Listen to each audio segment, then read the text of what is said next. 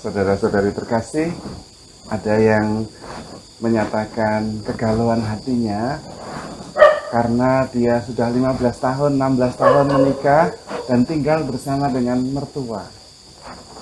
Tentu Anda sudah menduga yang mengeluh ini adalah seorang istri yang tinggal bersama mertua, dan pasti yang mengganggunya adalah mertua perempuan. Lalu bertanya kepada saya harus bagaimana, Romo? Saudara-saudari terkasih, itu persoalan klasik. Di dalam sebuah rumah tangga ada mertua wanita dan menantu perempuan. Nah, itu memang masalah.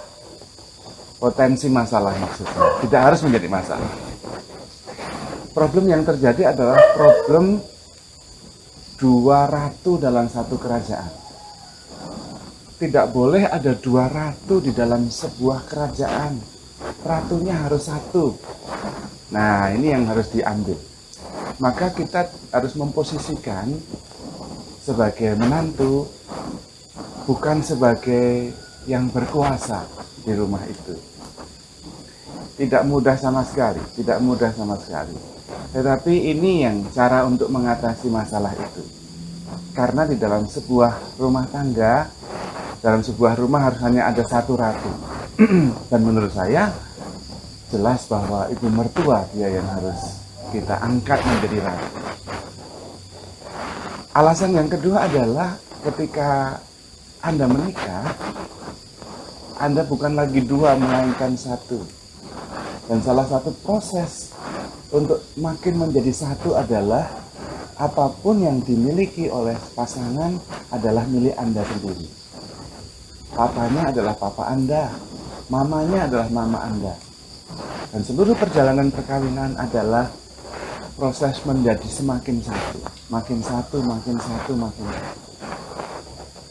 Nah, ketika Anda bersama dengan mertua, itu adalah salah satu proses untuk semakin satu menjadi suami.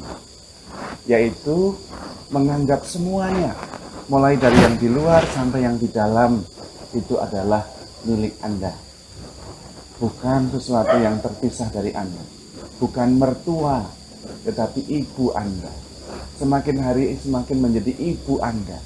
Tidak gampang, tapi itulah jalannya. Kemudian juga menghayati bahwa bukan 15 tahun, bukan 20 tahun, tetapi sebuah kesempatan untuk menjadi suci, kesempatan untuk menjadi wanita tangguh. Menurut kitab suci, wanita diciptakan untuk menjadi penolong bagi suaminya. Maka dalam situasi itu, berusahalah jangan menempatkan posisi suami pada situasi yang sangat sulit. Jangan pernah menyerahkan pilihan kepada suami, kamu milih aku atau milih ibumu. Jangan. Itu pilihan yang menurut saya membuat suami tidak bisa memilih. Karena yang satu ibunya, yang satu istrinya. Itu bukan pilihan. Jelas bahwa itu dua-duanya. Engkau istriku, dia ibuku. Bukan pilihan ini atau itu. Bukan. Dua-duanya. Pilihan itu adalah wanita itu wanita lain atau saya istrimu. Nah, itu pilihan. Dan pilihannya jelas, istrinya. Tapi kalau ibu dengan saya istri, bukan pilihan. Itu dua-duanya, bukan atau-atau. Jangan pernah memposisikan suami pada pilihan itu. Itu adalah pilihan yang tidak realistis. Maka kita yang harus menyesuaikan diri. Tetapi, bukankah saya berhak bahagia? Bukankah saya berhak untuk menjadi ratu juga dalam rumah tangga saya? Benar, berhak. Karena itu, belajar.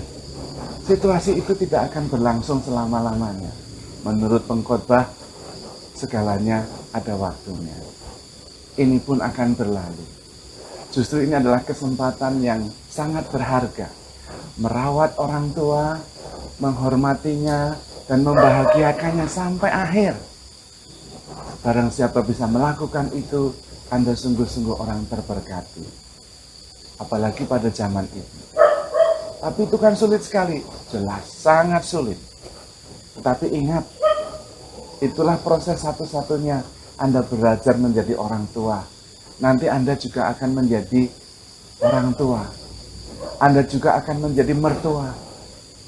Tentu Anda akan senang sekali kalau nanti punya menantu yang sangat perhatian sampai akhir hidup Anda. Bukan punya menantu yang kemudian mengambil atau pergi dari rumah dan Anda ditinggal sendirian. Posisi ini bisa berbalik pada suatu ketika. Mengapa tidak menyiapkan diri sekarang? Supaya ketika berbalik pun Anda dalam posisi yang membahagiakan. Kadang-kadang yang terjadi ketika Anda menghendaki perubahan, perubahannya bukan pada situasinya, perubahannya bukan pada lingkungannya, tetapi pada mindset Anda dan saya sendiri. Saya sendiri kadang-kadang sebagai imam mengeluh sebagai manusia, saya harus mengakuinya. Dan itu proses. Memang kemudian mengeluhnya ya sebentar, karena kemudian ditertawakan oleh Tuhan. Saya kadang-kadang mengeluh, saya ini sudah menyerahkan segala-galanya, lalu tetap aja tidak dihargai dan sebagainya. Pokoknya merasa sia-sialah.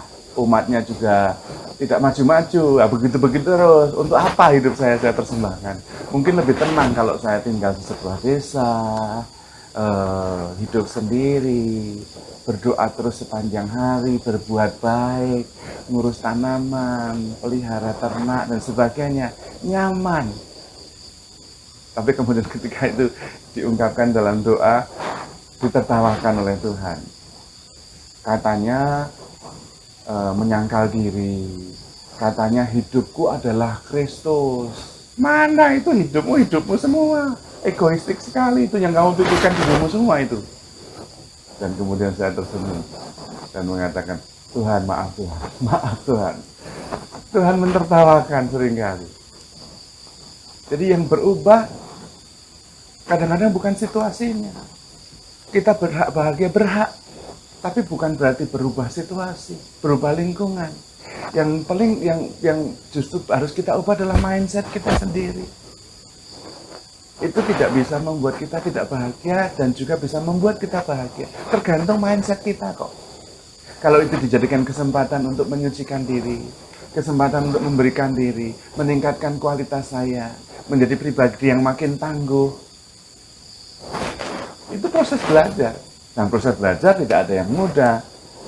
Great things needs great efforts.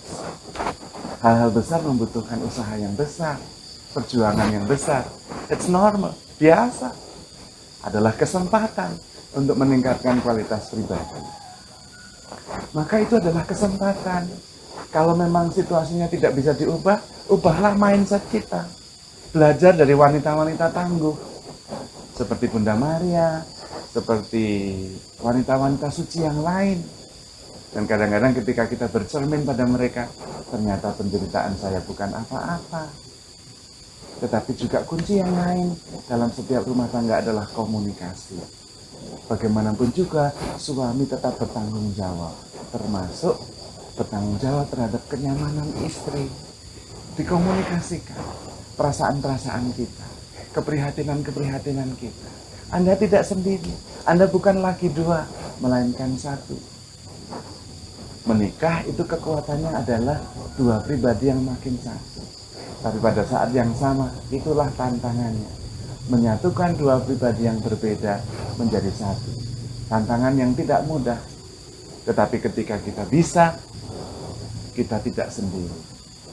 Selalu jalan yang terbaik adalah komunikasi antara suami dan istri. Suami bertanggung jawab terhadap istri, istri adalah penolong bagi suami. Dikomunikasikan supaya tidak sendirian. Berjuang bersama. Tetapi juga jangan menganggap seolah-olah ibu suami itu bukan ibu saya. Berarti Anda belum satu. Pada perjuangan setiap perkawinan adalah makin satu, makin satu, makin satu. Dan setiap peristiwa selalu mempunyai aspek yang positif dan negatif. Kadang-kadang tidak perlu mengubah situasi dan suasana, yang perlu kita ubah adalah mindset kita. Dan bersama Tuhan, terutama teladan Bunda Maria dan teladan orang-orang suci, kita bisa mengatasi tantangan seberat apapun. dengan kekuatan iman dan kerendahan hati. Dan bersama Tuhan, kita pasti bisa. Setiap peristiwa adalah kesempatan bagi kita untuk belajar makin tangguh, makin berkenan kepada Tuhan. Mohon rahmat Tuhan, supaya dengan kekuatan iman dan kekuatan Tuhan sendiri, kita bisa mengubah situasi yang negatif menjadi situasi positif. Situasi yang membuat kita susah menjadi situasi berkat. Bersama Tuhan, segalanya mungkin. Bahkan Tuhan sendiri membuat derita dan kematian menjadi tebusan keselamatan bagi kita. Tidak ada yang mustahil bagi Tuhan. Kita bisa menemukan kebahagiaan dimanapun juga. Kita bisa bertumbuh sebagai teratai yang suci, murni, dan indah di tengah lumpur dan air yang kotor. Maka, kalau kita mengalami kesulitan, kadang-kadang yang perlu kita ubah adalah mindset kita. Bukan situasi atau lingkungan yang kadang memang tidak bisa diubah. Bersama Tuhan, dengan kekuatan Tuhan, kita pasti bisa. Tuhan memberkati.